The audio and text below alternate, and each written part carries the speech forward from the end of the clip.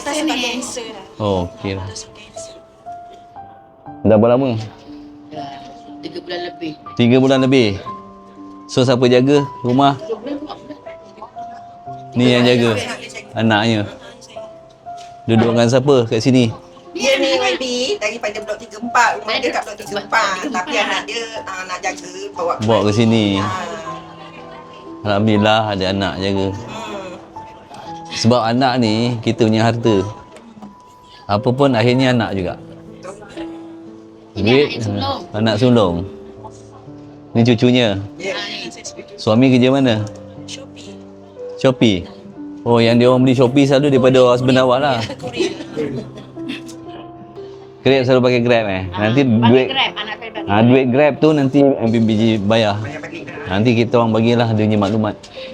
Dah kemo dah? Dah banyak kali kemo. Dah berapa kali dah? Ketiga.